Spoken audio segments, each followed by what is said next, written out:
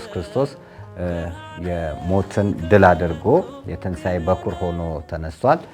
ሔዋን አለቀሰች መሪር፣ አዳምም አዘነ። ለምን? ልጇን ነው የገደለው። ዛሬ ኢትዮጵያ እንደዛ ናት። ሔዋን ናት ገዳዩ ልጇ፣ ሟቹ ልጇ፣ አፈናቃይ ልጇ፣ ተፈናቃይ ልጇ፣ ደም አፍሳሹ ልጇ፣ ደሙ የሚፈሰው ልጇ። እንደውም ትልቁን ኃጢአት የምንሰራው ከአብይ ጾም ይልቅ ባለ አምሳ ላይ ነው። አብይ ጾም ላይ አልጠጣም የሚለው ባለ አምሳ ላይ ሰክሮ ታየዋለሽ። አብይ ጾም ላይ እኔ ከሰው ጋር አልናገርም ሱባኤ ላይ ነኝ የሚለው ከዛ ሲጣላ ታየዋለሽ። አብይ ጾም ላይ ዘፈን የማያዳምጠው መዝሙሩ ራሱ የንስሐ ያዳምጥ የነበረው ባለ አምሳ ላይ ግን ሲጨፍር ታያለሽ። መኪና ውስጥ ዘፈን ነው የሚከፍተው፣ ቤቱ ውስጥ ዘፈን ነው የሚከፍተው። የክርስቶስ ሰላም ለሀገራችን፣ ቸርነቱ ለሕዝባችን ይሁን። እንደምሰንብታችኋል። ይህ ደረጀ ዘወይንዬ ሚዲያ ነው። በሚዲያችን ሀገራዊ፣ ታሪካዊ፣ ሃይማኖታዊ፣ ባህላዊ፣ ወቅታዊ ጉዳዮችና ሌሎችም ይቀርባሉ። አብራችሁን በመሆናችሁ ታተርፋላችሁ። ለሌሎች በማካፈል ቤተሰባዊነትን ያጠናክሩ። መልካም ቆይታ ይሁንላችሁ። በስመ አብ ወወልድ ወመንፈስ ቅዱስ አህዱ አምላክ አሜን። ውድ የደረጀ ዘወይንዬ ሚዲያ ተከታታይ ቤተሰቦች እንኳን ለትንሣኤው በዓል በሰላም አደረሳችሁ። መምህር ደረጀ ዘወይንዬ እንኳን አደረሰ። እንኳን አብሮ አደረሰ። እንግዲህ አድማጮቻችንን ተከታታዮቻችንን እንኳን ለትንሣኤ በዓል አደረሳችሁ በልልን። መልካም። እንኳን ለጌታችን ለአምላካችን ለመድኃኒታችን ኢየሱስ ክርስቶስ ሞትን ድል አድርጎ መነሳት ለብርሃነ ትንሣኤው በሰላምና በጤና አደረሳችሁ። ክርስቶስ ተንሥአ እሙታን በዐቢይ ኃይለ ወሥልጣን አሰሮ ለሰይጣን አግዓዞ ለአዳም ሰላም እምይእዜሰ ኮነ ፍስሐ ወሰላም። ክርስቶስ በታላቅ ኃይል ሞትን ድል አድርጎ ተነሳ። ሰይጣንንም አሰረው፣ አዳምንም ነፃ ወጣው። ከእንግዲህ በኋላ ሰላምና ደስታ ሆነ። እንኳን ደስ አላችሁ። እንኳን አብረው ደስ አለን። መምህር እንግዲህ በድጋሚ እንኳን አደረሰ። በዓሉ የሰላም የጤና የፍቅር እንዲሆንልህ ከነ ቤተሰቦች ከወዲሁ እመኛለሁኝ። እስኪ የሳምንቱ ትርጓሜ ወይም ትርጉም ምን ይመስላል? መልካም። እንግዲህ ኢየሱስ ክርስቶስ የሞትን ድል አድርጎ የትንሣኤ በኩር ሆኖ ተነስቷል። መቃብር ክፈቱልኝ ሳይል መግነዝ ፍቱልኝ ሳይል የተነሳው አምላካችን መድኃኒታችን ኢየሱስ ክርስቶስ ከትንሣኤ በኋላ ያሉት 50 ቀናት ባለ 50 ተብሎ የሚጠሩ ቀናቶች አሉ። ከዛ በፊት ደግሞ ልክ ባለፈው እንደተመለከትነው ሰሞነ ሕማማት ላይ ከሰኞ እስከ ትንሣኤ እንዳየነ ሁሉ ይህን ደግሞ ከትንሣኤ በኋላ እስከ ዳግም ትንሣኤ የምናያቸው ቀናቶች ትርጉም አላት። ስንዱ እመቤት የጸጋ ግምጃ ቤት እንከን የለሽ ቅድስት ኦርቶዶክስ ተዋሕዶ ቤተክርስቲያን ለእያንዳንዱ ነገር መጽሐፍ ቅዱሳዊ ማስረጃ አድርጋ ስያሜዎችን ሰጥታ ታከብራለች እና ይሄው ምንድነው? ሰኞ ማዕዶት ተብሎ ይጠራል። ሰኑይ ወይንም ሰኞ ማዕዶት ማለት መሻገር ማለት ነውና እንግዲህ ትንሣኤ ወይንም ፋሲካ መሻገር እስራኤላውያን በግብፅ ባርነት በነበሩበት ሰዓት አምላካችን ተአምራትን በግብፅ ላይ ሲያደርግ 10ኛው ተአምራት በኩረ ሞት ወይንም በኩር የሆኑ ሰዎች ይሞቱ ነበርና እስራኤላውያን እንዳይሞቱ ግን ጠቦት ታርዶ ጉበኑ መቃውና ጉበኑ ደም ይቀባ ነበር። ያ መልአከ ሞት ሲመጣ ያልፋልና ማለፍ ማለት ነው። አለፍ ብሎ መሄድ። ስለዚህ ደሙ ያለበት ቦታ አልተነካም፣ ምልክት ስለሆነ ማለት ነውና ማለፍ ፓስ አለፈ መሻገር በሚል ማዕዶት ተብሎ የሚጠራው ሰኔ ወይንም ሰኞ ማለት ነው። ማክሰኞ ደግሞ ቶማስ ተብሎ ይጠራል። እንግዲህ ቶማስ ማለት መንታ ማለት ነው ትርጉሙ። ከሰዱቃውያን ወገን ስለሆነ ተጠራጣሪ የነበረ ነው ሐዋርያው። ያ እንግዲህ ቶማስ እጁ በህንድ ትገኛለች፣ የተቸነከረችው እጁ ወይንም የተፈጀችው እጁ ህንድ የምትገኝበት ነው። ታላቅ በረከት የበረከት እጅ ተብሎ የሚጠራ ነው። እንግዲህ ሮብ ደግሞ ወይንም ረቡዕ አላዛር ተብሎ ይጠራል። አራተኛው ቀን ማለት ነው። አላዛር አራተኛው ቀን ረቡዕ ይባላል። ምክንያቱም ዓለም የተፈጠረው እሁድ ነው። እሁድ 1፣ ሰኞ 2፣ ማክሰኞ 3፣ ሮብ 4። አልዓዛር በአራተኛው ቀን ከሞት የተነሳ ነው። አምላካችን መድኃኒታችን ኢየሱስ ክርስቶስ ይሸታል ሲባል እሱ ኃጢአትን እንጂ ኃጢአተኛን የማይጠላው አምላክ በቢታንያ በነ ማርታና ማርያም ቤት ተገኝቶ አብሮ ያለቀሰ ነው። በመጽሐፍ ቅዱስ ኢየሱስ ክርስቶስ ሳቀ የሚል የትም የለ፣ አለቀሰ፣ አዘነ ነውና በአራተኛው ቀን አልዓዛር አልዓዛር ውጣ ብሎ ከሞት ያስነሳበት ፍቱትና ይሂድ ብሎ የተናገረበት ስለሆነ አልዓዛር ተብሎ የሚጠራበት ነው። ሐሙስ እንግዲህ ሐመሰ ወይንም 5ኛ ቀን ተብሎ የሚጠራው አዳም ሐሙስ ተብሎ ነው የሚጠራው። ለምንድን ነው ቢባል አምላካችን መድኃኒታችን ኢየሱስ ክርስቶስ ከልጅ ልጅ ተወልጄ 5 ቀን ተኩል በኋላ አድንሃለሁ ስላለው 1000 ዓመት እንደ አንድ ቀን ነው ብሎ መጽሐፍ እንደሚናገር፣ ስለዚህ በእግዚአብሔር አቆጣጠር 1000 ዓመት አንድ ቀን ነው። 5 ቀን ተኩል ሲሆን ነውና 5500 ዓመት የግዞት የባርነት ዘመን የነበረ ዓመተ ፍዳ ዓመተ ኩነኔ ዘመን የነበረ ነውና ኪዳን የገባለት ጸሎተ አዳም ሐሙስ ተብሎ የሚጠራበት ቀን ነውና ለሱ ስያሜ ተሰጥቷል። እንግዲህ አዳም አባታችን 930 ዓመት የቆየ ነው። የመጀመሪያው ፍጥረት ነው። አዳም ማለት ውብ ቆንጆ ማለት ነው። ለእንስሳት ሁሉ ስም ያወጣ ነው አዳም። እንስሳት ሁሉ የሚገዙለት ነው አዳም። ገነት 7 ዓመት ከቆየ በኋላ ሰይጣን አሳስቷቸው ከገነት ከወጡ በኋላ ቁርበት ለበሱ እንጂ የብርሃን ልብስ ለብሰው ይኖሩ የነበሩ ናቸውና አዳምና ሔዋን ከዛ ያው አቤልና ቃይልን ወልደው ነበር። ቃይል አቤልን ገደለ። ማለትም ሔዋን አለቀሰች መሪር፣ አዳምም አዘነ። ለምን? ልጇን ነው የገደለው። ዛሬ ኢትዮጵያ እንደዛ ናት። ሔዋን ናት ገዳዩ ልጇ፣ ሟቹ ልጇ፣ አፈናቃይ ልጇ፣ ተፈናቃይ ልጇ፣ ደም አፍሳሹ ልጇ፣ ደሙ የሚፈሰው ልጇ፣ ገባ እንባ የሚያስፈሰው ሰው ልጇ፣ እንባውን የሚያፈሰው ልጇ የሆነበት ናትና ኢትዮጵያን ሔዋን ነው የሆነችው። ከዛ በኋላ ነው እንግዲህ በአቤል ምክንያት ሴትን እግዚአብሔር ሰጠው። ሴት ሲባል ብዙ ሰው ሌላ አንተ የሴት ልጅ ይላል። ሴት የአዳም ምትክ ማለት ነው። ሴት እና ከ300 ጊዜ በላይ መጽሐፍ ቅዱስ ላይ የተጻፈ ነው። የወንድ ልጅ ስም ነው በነገራችን ላይ ሴት ማለት የወንድ ልጅ ስም ነው። ከአቤል በኋላ ሔዋን የወለደችው ልጇ ሴት ይባላልና እንግዲህ አዳም አባታችን ትልቅ ስራ የሰራ ማለትም በእግዚአብሔር ዘንድ የተወደደ ነውና ሲቀብሩትም መልእክትን አስተላልፎ ከመሞቱ በፊት ተናግሮ ነው። ከዛ ልክ የኖህ ዘመን ጥፋት ሊመጣ ሲል አጽሙን አምስተው መርከብ ላይ ያደረጉት። ከዛ በኋላ ነው እነ መልከ ጼዴቅ ቀራንዮ ያደረጉትና የአዳም መቃብር ላይ ነው ኢየሱስ ክርስቶስ የተሰቀለው። ለዚህ ነው ስነ ስቅለቱ ስር ዴንጀር የሚመስል ያ ምስል የምታየው እሱ የአዳም ነው። የአዳም ምሳሌ ነው የተደረገውና እግዚአብሔር አዳምን ይወዳል። ብዙ ጊዜ እኛ አዳምና ሔዋንን እንኮንናለን፣ ግን አማላጃችን ናቸው ብለን እንኳን በቅድስነታቸው እንኳን አልተቀበልንም። ቅዱሳን ናቸው ብለን እንኳን አልተቀበልንም እና በጣም የሚገርም ነው እንትናቸው። እዚህ ላይ አንድ ነገር ልበልልሽ። ብዙ ጊዜ አንድ ዛፍ ቆራጭ ዛፉን በሚቆርጥበት ሰዓት ወይ አዳም ይላል።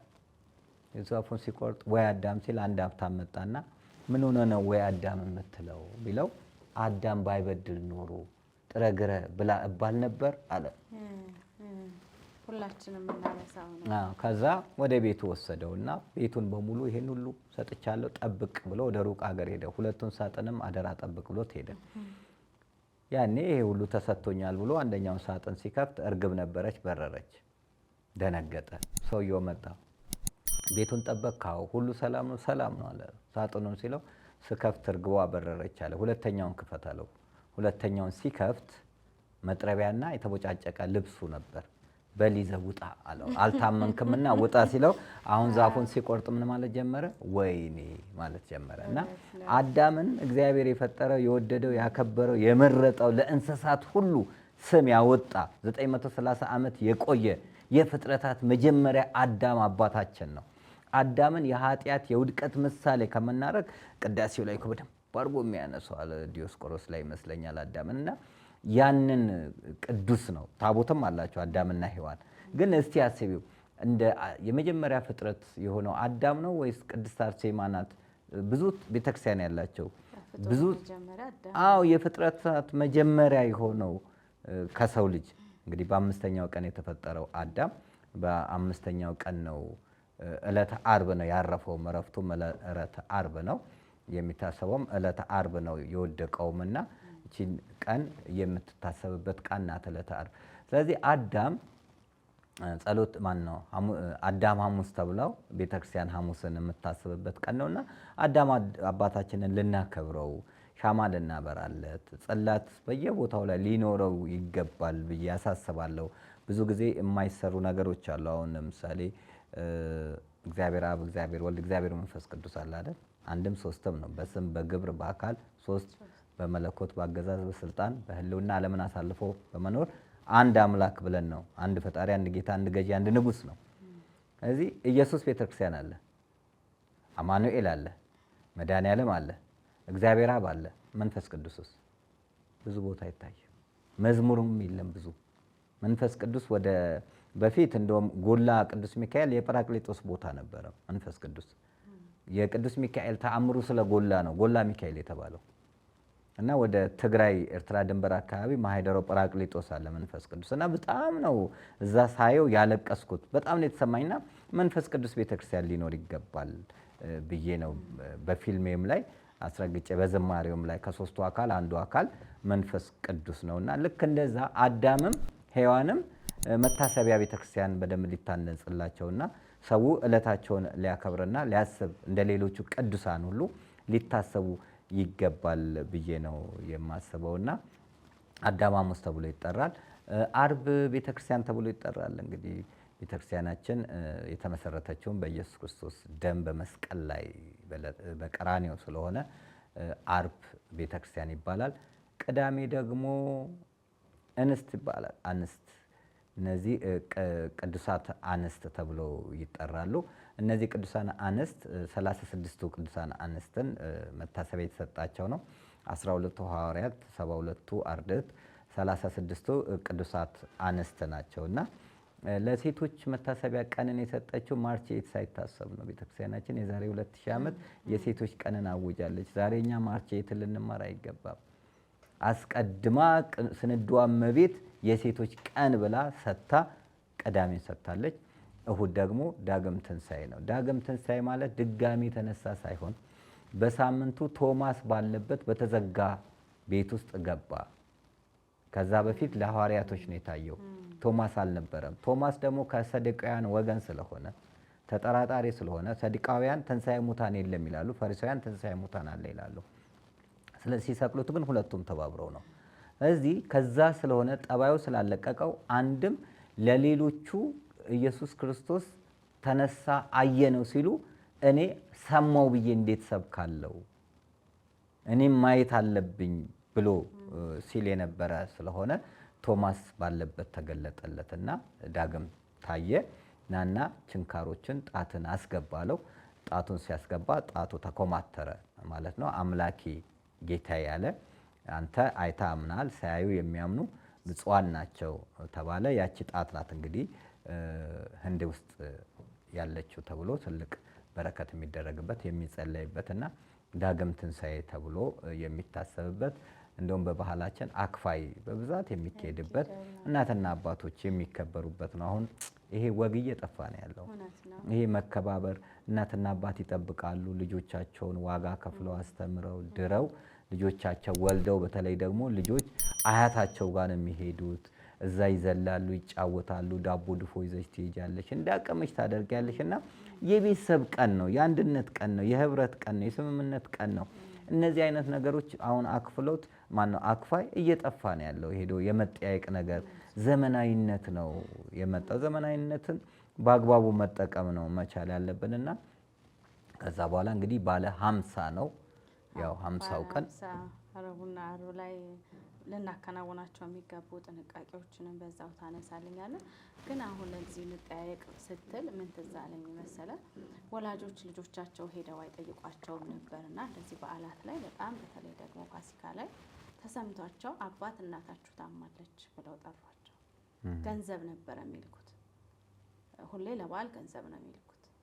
በጣም ተሯሩጠው ሲሄዱ ልክ የበዓሉ ዕለት በጣም በቃ በዓሉን አብራችሁ እንድታሳልፉ ነው እንጂ አልታመምንም። ይህን ያህል ወላጆች ከልጆቻቸው እርስ በርስ ገንዘብ መላክ ብቻ አይደለም ቤተሰብ መጠበቅ ያስፈልጋልና መጨረሻ ላይ በጣም የሚሉት መላ ሲያጡ ነው በዓልን አብረዋቸው እንዲውሉ ልጆቻቸው ይሄን ያህል ከቤተሰቦቻቸው ርቀዋልና እናታችሁ ታማለች ብለው አባት ጠርተው ትንሳኤን አብረው እንዲያከብሩ ያደረጉት። ስለዚህ አሁን ያልከው ነገር እውነት ነው። ከባህላችን መውጣት ወላጅ የሚፈልገው ከገንዘብ በላይ የልጁን ፍቅር ነው። አሁን ብዙ ሰዎች በውጭ ዓለም ያሉት በዓላትን ምክንያት አድርገው የሚመጡ አሉ።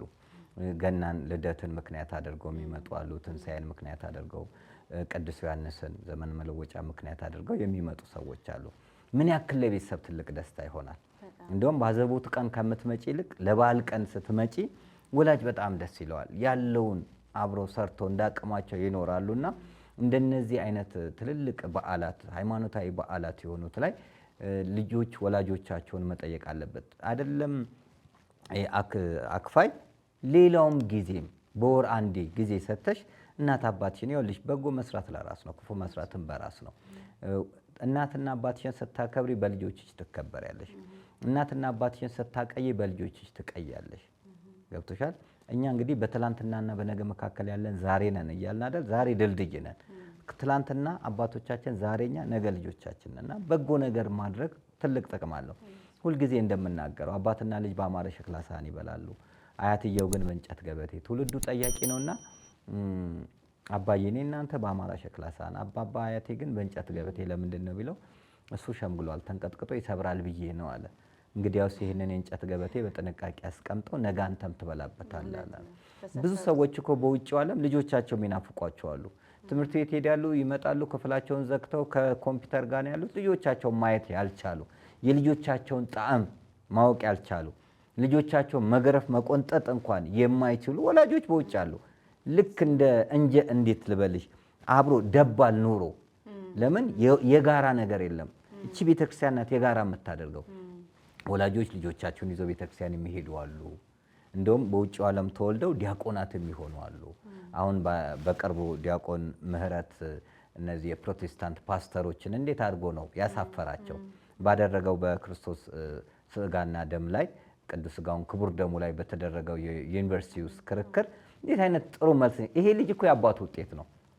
አባትየው መልካም ስለሆኑ የቤተክርስቲያን አገልጋይ ስለሆኑ በጥሩ መልኩ ኮትኩተው ስላሳደጉ የአሜሪካን መብራት እንዳያሳስተው አድርገው፣ ሴቶች እንዳያሳስቱት አድርገው፣ አንዳንድ ሴቶች እንዳያሳስቱ አድርገው፣ ዘመናዊነት እንዳይለውጠው አድርገው፣ ወጣትነት እንዳይለውጠው አድርገው ልጃቸውን በበጎ ነገር በኢትዮጵያዊ ባህል በኢትዮጵያዊ ማንነት በዚህ አጋጣሚ በጣም ሊመሰገኑ ይገባል። ከምህረት ከዲያቆን ምህረት በላይ አባትየው ሊመሰገን፣ እናትና አባት ሊመሰገኑ ይገባል። ልጆች የወላጆቻቸው ውጤት ናቸው። ይሄ ልጅ ወላጆቹን አይደለም ያኮራው፣ ተዋህዶን ያኮራው። መልስ መስጠት ቻለ። አንገቱን አልደፋም፣ አንገት አስደፋ። በባዕድ ሀገርም ስትኖሪ የምትኖሪበትን አኗኗርሽን ማስተካከል አለብሽ። የቤተሰብ ጊዜ ልትሰጪ ይገባል። ወደ ቅድስት ቤተክርስቲያን ልጆችሽን ይዘሽ መምጣት ግድ ይላል። ያንን ነው አይተሽ ከሆነ ህፃናት አሜን አሜን ይውሰዱኝ ይላሉ። ለአይኔ ቢጤ መስጠትን ዕጣኑ ይሽተታቸው፣ መጥቶ ይንከባለሉ፣ ስዕሉን ይዩት። እኛ የምናሳያቸው ፊልም መንፈሳዊ ፊልም ነው ወይ? እኛ እንዲያደምጡ የምናደርገው ዘፈን ነው ወይስ መዝሙር ነው? ስለዚህ ልጆች እኮ እንደሰጠሻቸው ነው። እና ችግኝ እያሉ ካላቀናሽ ዛፍ ከሆኑ ይቆረጣል። ዛፍ ይቆረጣል እንጂ አይቃናም። ልጆቻችንንም በጠማማ መንገድ ካዋል ናቸው። ለልጆቻችን በርገር መግዛትን ለልጆች ይሁን መልካም ነው። በርገር እንደምንገዛ ሁሉ ቁርባን እንዲያገኙ ብናደርግ የነፍስም የስጋ ብናደርግና አስተዳደጋችን ልጆቻችንን በውጭው አይደለም እዚሁም እያጠፋን ያለ ነው። መስመር እየሳትን ያለ ነው። በቃ እንግሊዘኛ ካወቀ ልጁ የእውቀት ጥግ አድርገን መግባቢያ መሆኑን ዘንግተናል። ማወቅ ጥሩ ነው። ቋንቋ ሁሉም ማወቅ ጥሩ ነው። ግን ማንነቱን እንዳይረሳ ልናደርግ ይገባልና እነዚህን ነገሮች ወላጆችን የማክበር ልማድ ቢኖረን፣ የመጠየቅ ልማድ ቢኖረን፣ ጉልበት የመሳም ልማድ ቢኖረን፣ እግራቸውን ብናጥብ፣ በምንችለው አቅም ልብስ ብንቀይርላቸው እና ጥሩ ደግሞ መንፈሳዊ ቦታ ብንወስዳቸው። አሁን አንዳንድ ልጆች እግዚአብሔር ይባርካቸው እንግዲህ ወደ ቅድስት ሀገር ኢየሩሳሌም ወላጆቻቸውን ይልካሉ ገንዘብ አጠራቅመው። አንዳንዱ ደግሞ ውድ መኪና ይገዛል፣ ቤት ይገዛል። እሱኑ ሲከፍል ሲገፈግፍ አገሩ እንኳን መምጣት ያልቻለ ምን ይዤ ብሎ የሚንገላታ ብዙ አለ። ብልህ የሆነ ደግሞ ኑሮውን መጥነው ፉክክር አያስፈልግም። የምትኖሪው ኑሮውን አንቺ ነሽ። እከሌ መኪና ስለገዛ እከሌ ቤት ስለገዛ ብለሽ ለምን ትሰቃያለሽ? ያሳደጉትን ወላጆቹን መከራ አይተው ያስተማሩትን ወላጆቹን አስቦ ለወላጆቹ ቤት ይገዛል፣ ለወላጆቹ መኖሪያ ያዘጋጃል፣ ኑሯቸውን ይለውጣል። አንዳንዶቹ አጠራቅመው ልጆቻቸውን ወላጆቻቸውን ወደ ቅድስት ሀገር ኢየሩሳሌም ይልካሉ። ህዝብ እንዴት አድርገው እንደሚመርቃቸው ቀራኒዮ ላይ ብዙዎቹ ወላጆች የሚሄዱት በልጆቻቸው ነው።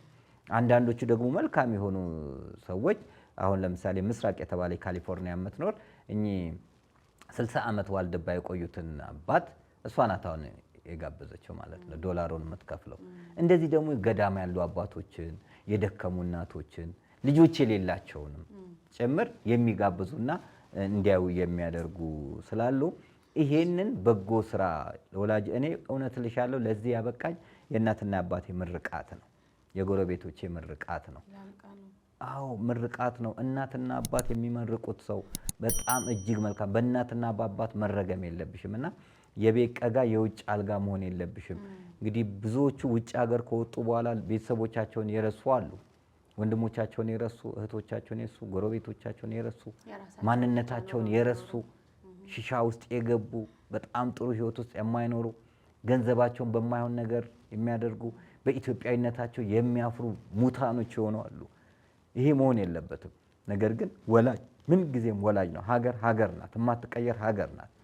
ይሄ መከራ ያልፋል፣ ይሄ ችግር፣ ይሄ ጨለማ፣ ይሄ ዘረኝነት ያልፋል። ስለዚህ ነገ ሀገሬ ላይ ምን ይዣለሁ፣ ምን አስቀምጫለሁ የሚለው መታሰብ መቻል አለበትና ያ ያዘጋጀ ጡት ያጠባ ጀርባ ያዘለ ያቀፈ አብሮ የወደቀ ወላጅን ምን አለ ወደ መልካም ነገር ላይ አድርገሽ በበዓሉም መጥተሽ ብትጠይቂ። እንዴ ከወጡ እኮ 50 ዓመት የሞላቸው አሉ፣ ወደ ኢትዮጵያ አልተመለሱ። ያው መምህር እንግዲህ ብናወራ ብዙ ነው ጉዳችንና እንግዲህ ሁላችንም የምናዳምጥ ልቦና ይስጠን ከኔ ጀምሮ። እንግዲህ አሁን ላይ ረቡዕና አርብ ባለ 50 ቀን ላይ የምናደርጋቸውን ጥንቃቄዎች እንግዲህ ምንድነው ባለ 50 ላይ ረቡዕና አርብም ይበላል። 50ው ቀን የደስታ ቀን ነው። ገባሽ? ቀኖና አይሰጥሽም፣ ንስሐ ግን ትገቢያለሽ። አሁንም በባለ 50 ጾም የለም፣ ስግደት የለም፣ ግን ንስሐ አለ። ለምን? ምጽዋት ሊሆን ይችላል ንስሐው። ይሄ ባለ 50 ላይ እና በጾም ላይ ጾም አይሰጥም። ሌላ ጊዜ መብላት በሚቻልበት ሰዓት እንደ ጾም ሊደረግ ይገባል። ንስሐ ግን የዕለት ነው። በጣም ጥንቃቄ ልናደርግ የሚገባው። እንደውም ትልቁን ኃጢአት የምንሰራው ከአብይ ጾም ይልቅ ባለ 50 ላይ ነው። አብይ ጾም ላይ አልጠጣም የሚለው ባለ 50 ላይ ሰክሮ ታየዋለሽ። አብይ ጾም ላይ እኔ ከሰው ጋር አልናገርም ሱባኤ ላይ ነኝ የሚለው ከዛ ሲጣላ ታየዋለሽ። አብይ ጾም ላይ ዘፈን የማያዳምጠው መዝሙሩ ራሱ የንስሐ ያዳምጥ የነበረው ባለ 50 ላይ ግን ሲጨፍር ታየዋለሽ። መኪና ውስጥ ዘፈን ነው የሚከፍተው፣ ቤት ውስጥ ዘፈን ነው የሚከፍተው። እንዴ በጣም ከባድ። ክርስቶስ ሞትን ድል አድርጎ ሲነሳ እኛ ወደ መቃብር እየወረድን ያለ ነው እና በጣም ስጋችን ይፋንናል። ልንጠነቀቅ ይገባል። ይሄ 50ው ቀን በጣም ከባድ ነው። ጰራቅሊጦስ ወይም መንፈስ ቅዱስ እስከወረደበት ቀን ያለው ጌታችን በ40ኛው ቀን ሞትን ድል አድርጎ ተነስቷል። ማን ነው? በ3ኛው ቀን ሞትን ድል አድርጎ ተነስቷል። በ40ኛው ቀን አርጓል። ከዛ መንፈስ ቅዱስን ነው የላከላቸው። ንበሩ ሀገረ ኢየሩሳሌም እስክትለብሱ ኃይለ ማርያም፣ ኃይልን ከአርያም እስክታገኙ ድረስ በኢየሩሳሌም ጸንታችሁ ቆዩ አለ። እመቤታችንን ይዘው 12ቱ ሐዋርያት፣ 36ቱ ቅዱሳን አንስት፣ 72ቱ አርድእት በማርቆስ እናት ቤት በጽርሐ ጽዮን ተሰብስበው ሳለ መንፈስ ቅዱስ ወረደላቸው። 72 ቋንቋ አወቁና ቅዱስ ጴጥሮስ በአንድ ስብከቱ 5000 ቀጥሎ 3000 8000 ነፍሳትን አዳነ። ፈሪዎች ደፋሮች ሆኑ። ስለዚህ ከዛ በኋላ እንግዲህ ልክ ጰራቅሊጦስ ሁልጊዜ የሚሆነው እሁድ ነው። እርገት የሚሆነው ሐሙስ ነው። ትንሣኤ የሚሆነው እሁድ ነው። ስቅለት የሚሆነው አርብ ነው። አይወጣም፣ ከዚህ ዕለቱ አይወጣም። ቀኑ ሊቀያየር ይችላል እንጂ። ስለዚህ እሁድ ጰራቅሊጦስ ወይንም መንፈስ ቅዱስ የወረደበት ቀን ሆኖ ባለ 50 የምንለው፣ ሰኞ ሐዋርያቶች ጾመ ሐዋርያት ልክ ወደ ስራ ከመግባታቸው በፊት ጸልዩ። ኢየሱስ ክርስቶስ ከማስተማሩ በፊት ተጠመቀ። ከዛ ወደ ገዳመ ቆሮንቶስ ገብቶ ነው ወደ አገልግሎት የገባው። ስለዚህ ጸሎት ይቀድማል፣ ሱባኤ ይቀድማል ብሎ አሳየን። እነሱም ኃይልን ለማግኘት ብርታትን ለማግኘት ወደ ጾም የገቡበት ነውና አንዳንዶቹ እሱን ጾም ራሱ አይጾሙትም። የቄሱ ጾም ይላሉ፣ የሰኔ ጾም ይላሉ። ኢየሱስ ክርስቶስ መስቀል ላይ ዋለው ለቄስ ነው እንዴ? ሁላችንም አይደለም? አዎ። እና ይሄንን ባለ 50 ላይ ጠዋትም ቀንም ማታም እንደፈለግሽ የምትበዩ ስለሆነ ስጋሽን የምትጎስሚበት ቀን ስላልሆነ በስግደቱም በጾሙም ሉጋም ስለማታበጅለት ልቅ ይሆናል ሰውነታችንና ለኃጢአት የበለጠ የምንመቻቸው ይሄ ባለ 50 ነውና ከፍተኛ ጥንቃቄ ልናደርግ የሚገባን ነው። ከዚህ በፊትም እንደተናገር ነው ኃጢአት ስለማይፈታ ፍቺ ስለሌለው ሁል ጊዜ ልንጾም ስለሚገባ በጎ ነገርም ለማድረግ ደግሞ ሁል ጊዜ በጎ ነገር ማድረግ ስላለብሽ ከበጎ ነገር ጋር መተባበር ስላለብን ይሄንን ባለ 50 ላይ በከፍተኛ ስርዓት ባለው መልኩ ክርስቲያናዊ ስነ ምግባር ባለው መልኩ ልናከብረው ልንጠብቀው ክርስቶስ ተንሥአ እሙታን ብለን ሰላም ልንባባል የትንሣኤ ምልክት የደስታውን ሁኔታ ልናደርግ ይገባል። ልንዘምር ነው እንጂ ልንዘፍን አይደለም። ደስ ያለው ቢኖር ይዘምር ነው እንጂ ጨፍር የሚል ሕግ ስለሌለ ልናደርግ። ጸሎትም ደግሞ ላናቋርጥ ነው። አንዳንዱ በቃ የደስታ ወቅት ነው እያለ ጠዋት ተነስቶ መብላት መጠጣት ሳይሆን 7ቱ የጸሎት ጊዜያት በአንድ ቀን 7 ጊዜ የጸሎት ጊዜያት አሉ። በምንችለው አቅም ብንችል 7ቱን ካልሆነም የምንችለውን ያክል ጸሎት ልናደርግ ይገባል። አሁን ማዕድ ላይ እንጸልያለን ወይ? የሰጠንን አምላክ አመስግነን ነው ወይ የምንበላው? አይደለም። ማመስገን በስማም ብሎ እኮ የማይበላ ግን ክርስቲያን ይሆናል። ማዕዱን እንትን ካልን በኋላ ስብሐት እንላለን ወይ? ለዚህ ነው አባቶች ከተራበ ይልቅ ለጠገበ አዝናለሁ፣ ሆድ ሲሞላ አይምሮ ባዶ ይሆናል ይላሉና ስብሐት ብለን በእንተ አቡነ ሀቢብ ብለን እንበላለን ወይ? ስብሐት ማለት ምስጋና ነው። ስብሐት ለአብ ምስጋና፣ ለወልድ ምስጋና፣ ለመንፈስ ቅዱስ ምስጋና ብለን የምንለው ማለት ነውና ያን እናደርጋለን ወይ ሲል የለም።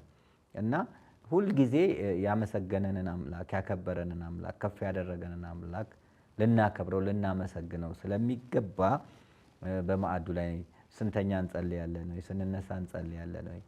እኔ ብዙ ጊዜ ስንነሳ የመጀመሪያው ስራችን ስልካችንን ማየት ነው። ስንተኛም የመጨረሻ ስራችን ስልካችንን አይተን ነው። ይሄ ለኛ ሊሆን አይገባም። ሱስ ነው። በነገራችን ላይ ስልክ ሱስ ነው።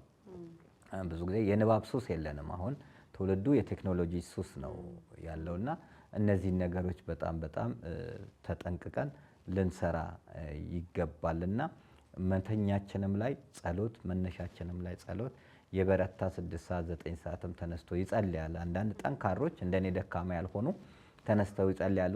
ረጅም ጸሎት እንኳን ባጸልይ አባታችን ነው ብለሽ መብርሃንን እመቤታችን ቅድስት ድንግል ማርያም ወይ ብለሽ አንስተሽ ብትጸልይ ጸሎተ ማርያም ሰላም ለኪ ብለሽ ብተኝ ትልቅ ነገር ነውና እነዚህ ልማዶች ቢኖሩ ቤተክርስቲያን ሳይሳለሙ አለመዋልን ልማድ ቢኖረን በየቀኑ ቤተክርስቲያን የምንሄድበት ዛሬ ቤተክርስቲያን ሳልሳለም ዋልኩ ልክ ስልካችንን ለማንሳት እንደምንጓጓ ሁሉ ቤተክርስቲያን የሚሄድ ልማድ ቢኖረን ጸበል የመጠጣት ልማድ ቢኖረን ጸበል እንኳን ማናገኝ ከሆነ ውሃውን ዛሬ ቅድስት ልደታ ናት በ2 ታዲዮስ በ3 ባታ እያለን የባታ ጸበል አድርግልኝ እያለን የምንጠጣበት በባዶ ሆዳችን እንደዚህ አይነት ባለ 50ም ላይ ልማዶች ቢኖሩን እንደዚህ እያደረግን በመንፈሳዊ መዝሙር ሳንከፍት ማንልበት የትንሳኤው መዝሙር ነው። ከዛ ደግሞ አረገ በስብሐት እያልን የምንዘምረው ነውና እንደዚህ ነገሮች ቢኖሩ መልካም ነው እላለሁና እንትናችን አሁን ያለው ህይወታችን ትንሽ መስመር እየሳተ ነው። በዓል አከባበራችንም ባለ 50 ላይ ያለንም ቆይታ ከእግዚአብሔር ጋር የሚያጋጭና የበለጠ በኃጢአት ላይ ኃጢአት እየሰራን ስለሆነ ክርስቲያኖች ከፍተኛ ጥንቃቄ ብናደርግ መልካም ነው። በጎ እያደረግን እግዚአብሔርን እያመሰከንን ሞትን ድል አድርጎ የተነሳውን ኢየሱስ ክርስቶስን እያከበርንና እያመለክን ልንቆይ ይገባል እላለሁ። መምህር አመሰግናለሁኝ። እኔ ግን ምን ገባኝ መሰለህ በአብይ ጾም ላይ እግዚአብሔርን በማመስገን ለክርስቶስ በመገዛት በመስገድ በመጾም በመጸለይ እንቀጥላለን። ልክ በዓለ 50 ላይ ራሳችንን ስንለቀው ሰይጣን ያንን ክፍተት ይጠቀማል። እኛም አናስተውለው። እዛ ጋር ስናደርጋቸው የነበሩት ቅድስና፣ ጸሎት፣ ራስን መግዛት፣ በእግዚአብሔር ፊት መሆን፣ ማስቀደስ፣ መጸለይ አለ አይደለ? ያንን ነገር ትተን እዚህ ጋር ደግሞ ነገሮች ሲፈቱ እኛ ራሳችንን ከለቀቅን ትልቁ የጠላት መሳሪያ የምንሆነው እኛ ነን። ትክክል። ከአንደበት ጀምሮ ጠላትም ይበቀለናል። ይሄንን ግን ነቅተን መጠበቅ መቻል አለብን። ትክክል ሰኒ። ይኸውልሽ አውሮፕላን መስኮት አለው ተብሎ መስኮት አይከፈትም። ህይወትሽንም እንደዛው ነው። ጥንቃቄ ልታደርግ ይገባል። መስኮት ከከፈትሽ አውሮፕላኑ ይፈነዳል። መርከብም ቀዳዳ ካለው ይሰምጣል። ስለዚህ ህይወትሽ ሁልጊዜ ድፍን መሆን አለበት። ለኃጢአት መዝጋት አለብሽ እንጂ የተከፈተን በር ሰው ዞር ብሎ ሳያይ አያልፍም። አንገታችን ዞር ይላል። ስለዚህ መዘጋት መቻል አለበት። ከንግግራችን ልንቆጠብ ሁሉ ይገባል። ምክንያቱም አንደበት እሳት ነው ይላል። አጥንት የሌላት ምላስ አጥንትን ትሰብራለች። አንዳንዱ ሰይጣን አታምጣብኝ፣ ሰይጣኔን አታምጣው ይላል። የግል ሰይጣኑ አድርጓል። ከዚህ በፊትም ብየዋለሁ። ጀለሴ ይላል። ምቀኛ ማለት ነው ጀለሴ። ፍሬከርስኪ ከሌወሪው ፍሬከርስኪ ነው የማህፀንሽ ፍሬ። እንደዚህ አይነቶች ንግግሮቻችን ራሱ በጨው የተቀመሙ ሊሆኑ ይገባል። ትህትና የተሞላበት ሊሆን ይገባል። የኔ ቢጤን ሲለምንሽ ሰርታት በላም ከምትይው እግዚአብሔር ይስጥልን ካለው ያደርስ ብንለው፣ በአንደበታችን እንኳን በጎ ነገር ብናደርግ፣ እንደምናደርክ ብንለምድ፣ ሃይ ፒስ ነው ከምንል እንደምናደርክ እግዚአብሔር ይመስገን። በቃ ተኝተሽ እኮ ስትነሺ እግዚአብሔርን ተስፋ አድርገሽ ነው። ነገ ስራ ሄዳለሁ ትያለሽ አይደል እንዴ? ነገ ቀጠሮ አለኝ፣ ነገ እንዲህ አለኝ፣ ነገ ትምህርት ቤት ሄዳለሁ፣ ነገ ፍርድ ቤት ሄዳለሁ፣ የተለያየ ጉዳይ ብለሽ እንደውም አንዳንዶቹ አስቀድሞ ልብሳቸውን ሁሉ ነገ የሚለብሱትን ልብስ የሚያደርጉትን ነገሮች ሁሉ ያዘጋጅ። መንገደኛም ከሆኑ ነዳጅ የሚሞሉ ኤሌክትሪክም ከሆነ መኪናውን ቻርጅ አድርገ ነገ እንትን ነኝ ብለሽ ወይ ደግሞ ነገ ቤት ነው ሙለው ብለሽ አይምሮሽ እንደምታዘጋጅ ሁሉ ነገ ሞታለሁ ብሎ የሚዘጋጃል እንዴ? የለም። ስለዚህ ተኝተን ለመነሳታችን ዋስትናችን እሱ እግዚአብሔር ነውና ሌሊቱን ጨለማውን ገፎ ብርሃንን ሲያሳየን ተመስገን በሰላም ያሳደርከን ብንል፣ ቀን ደግሞ ከብዙ አደጋዎች ተርፈን ስንሄድ በሰላም አልከኝ አምላክ ምስጋና ይደርስ፣ ሌሊቱን አንተ ተረከብ፣ የያዕቆብ ሌሊት አደርግልን ብንል እና ይሄ የማመስገን እኔ በተለይ በጣም የምናደደው እየጠፋ ነው። እንደምን አደርክ፣ እንደምን ዋልክ።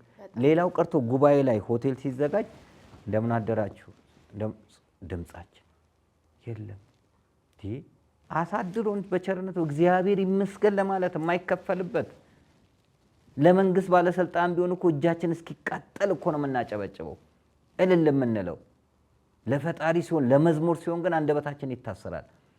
እከብር ኃይል ክቡር እቀድስ ኃይል ቅዱስ ነግስ ኃይል ንጉስ ምስጋና የባህሪው መላእክት ባርያም ጻድቃን በገዳም ሐዋርያት በአጽናፈ ዓለም የሚያመሰግኑት ምስጉንና ቅዱስ የሆነውን አምላክ እግዚአብሔር ይመስገን ለማለት አልቻልንም። ስንቱ ግን አንደበቱ ተይዟል። በየእስር ቤቱ፣ በየሆስፒታሉ፣ በየጸበል ቦታ የተንከራተተ ስንት አለ እና ለብሰን እንዲደምቅብን፣ በልተን እንድንጠግብ፣ ጠጥተን እንድንረካ፣ አየሩን እንድንተነፍስ፣ ፀሐይን እንድንሞቅ የረዳንን አምላክ ይሄ ፀሐይ በመንግስት እጅ ቢሆን ኖሮ እንሞቅ ነበር። ይሄ አየር በመንግስት እጅ ቢሆን ኖሮ እንተነፍስ ነበር። የአየርን ትርጉም እኮ በኮሮና ጊዜ አይተረው ነው እንዴት ከባድ እንደነበረ።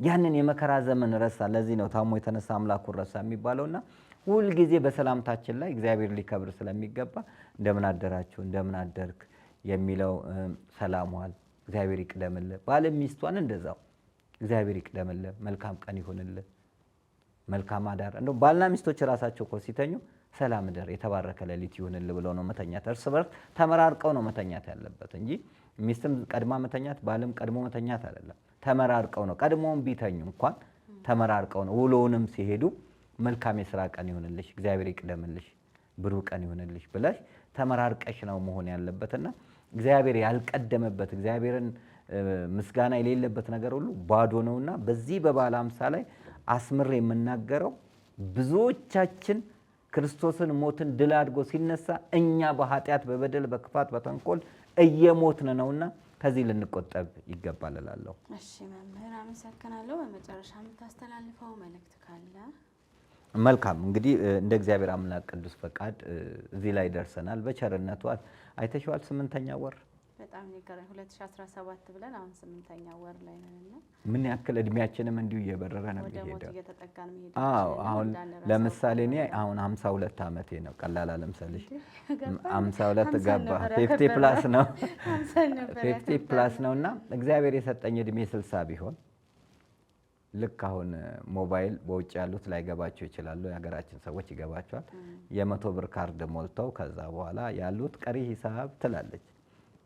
አሁን እኛም እግዚአብሔር እድሜ ይሰጠን ከእድሜያችን ላይ እየቀነስን ነው እኮ ነው። ዛሬ 52 ከሆንኩኝ ስንት ቀረኝ? 8 የሚቀጥለው ዓመት 7 እየቀነስን ነው የምንሄደው እና ያሉት ቀሪ ሂሳብ ቢባል አንድ ቀን ያለው ሊኖር ይችላል፣ አንድ ደቂቃ ያለው ሊኖር ይችላል። እንደዚሁ ነው። አንድ ሰከንድም ያለው እኔና እማማ ጨቤን ሆና ትሰራ የነበረችው አርቲስት በጣም ጎበዝ ናት እና እማማ ጨቤ ወይንም ትርፌ በሬዲዮንም በድራማም በጣም በብዙ መልኩ የምትታወቅና ብዙ ተስፋ የሚደረግባት ጎበዝ ናት። ስትሰራ ከሸዋፈራውም ጋር ስትሰራ ቤቶችም ላይ ስትሰራ የነበረችው ናትና ቤተክርስቲያን ይዣት ነበር ሄድኩት። ከዱባይ እንደተመለሰች ከባሏ ጋር ቤተክርስቲያን ይዘናት ቱሉ ዲምቱ ቅዱስ ጊዮርጊስና ቅዱስ ሚካኤል ቤተክርስቲያን ሄደን አገልግለን እዛ ዘመራ እሷም ከኛ ጋር ብላ መጣች እና ቀን 8 ሰዓት ላይ ተደዋውለን ነበር። የእንቁጣጣሽ ዕለት 11 ሰዓት ላይ ሞተች መጣ። ስንት እቅድ አላት ይልሽ። እንዲህ ነን። እድሜያችን እንደ ጥላላፊ እንደ አበባ ረጋፊ ነው። ወጥቶ መግባት፣ ተኝቶ መዳን፣ ታሞ መዳን፣ ተኝቶ መነሳት የከበደበት ነው። ቅድም አይቼዋል ነበር እንዴ ትላንት አይቼዋል ነበር እንዴ ነው የምትይው። ለሕክምና በእግሩ ሄዶ አስከሬኑ የሚወጣ ሰው እኮ አለ። መኪና እየነዳ ገብቶት ሞቶ የሚወጣ ሰው አለ። መኪና እኔ አንዲት ጓደኛዬ ነግራኛለች። ከባሏ ጋር እየሄደች እዚህም ኢትዮጵያ ውስጥም ሆኗል ውጭም ሆኗል እየነዳ መኪናው ላይ ሞተ። እዛው ሚስቱ ፊት ሆስፒታልም ሳይደርስ።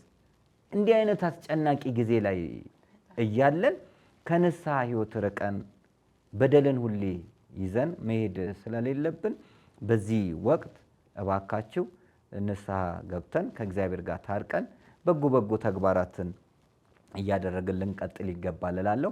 እንዲሁም እንግዲህ ደረጀ አስጎብኚ ድርጅትና ደረጀ ዘወይንዬ አስጎብኚ ድርጅትና ደረጀ ዘወይንዬ ሚዲያ አለ። ሚዲያችንንም ደግፉ፣ አበርቱን። ለተሻለ ዓላማ ነው። ሆዳችን ይሙላ ደረታችን ይቅላ ብንል በቂ የሆነ የራሳችን ነገር አለን። ነገር ግን ትውልድ ላይ እንስራ፣ ሰው ላይ እንስራ ነውና በጎ በማድረግ ብንተባበርና ብናበረታ ሚዲያውን በሁለት እግሩ እንዲቆም ብናደርግ እጅግ መልካም ነው ላለው። እንዲሁም አገልጋይ ስለሆነን ደግሞ በአገልግሎታችን የበለጠ እንድንበረታ ውጪ በምናደርገው ጉዞ ለሰዎችም በመንገር ሰዎችም ወደኛ ከኛ ጋር እንዲሄዱ በማድረግ የበኩላቸውን አሻራ የበኩላቸውን አስተዋጽኦ ቢያደርጉ አንዳንዶች እየደወሉ በበጎ ነገር ሁለቱንም ተቋም እንድንበረታ እያበረቱን ያሉ ሰዎች አሉና በጎ መስራት ለራስ ነው፣ ክፉ መስራትም በራስ ስለሆነ አብረን ተያይዘን ሀገራችንን እናሳድግ። ስለ ኢትዮጵያ ስለ ተዋህዶ በጋራ እንጮህላለሁ። መልካም የትንሣኤ በዓል ይሁንላችሁ። ቀሪ ዘመናችሁ የተባረከ የተቀደሰ መልካም ፍሬ የምታፈሩበት ከእግዚአብሔር ጋር የምትኖሩበት በስጋው ደግሞ የምትከብሩበት ዘመን ይሁንላችሁ። አሜን። መምህር አንተም ይሁንልህ። እውነት ነው። እንግዲህ አድማጮች አብራችሁን እንድትሆኑ ከወዲሁ እንጋብዛለን። ሁሌም ሀሳባችሁ ያበረታናል። ሀሳብ ስጡን። እንዲያውም ደግሞ ከዛሬ ጀምሮ በታች ስልክ መልቀቅ እንጀምራለን። አዳዲስ ሀሳብ አዳዲስ ነገር ካለ እየደወላችሁ በምናስቀምጠው ስልክ ላይ ጥቆማችሁን ታደርሱናላችሁ። ምን ማድረግና ምን መስራት እንዳለብን እንነጋገራለን። አብራችሁን ስለነበራችሁ እጅግ አድርጌ አመሰግናለሁ። ሰብስክራይብ፣ ሼር፣ ላይክ እንዳይረሳ። ሰላም ቆዩ። መልካም በዓል። እኛ በትላንትናና በነገ መካከል ያለን ዛሬ ነን። ዛሬ ላይ ሆነን ነገን በበጎ ነገር እንገንባ።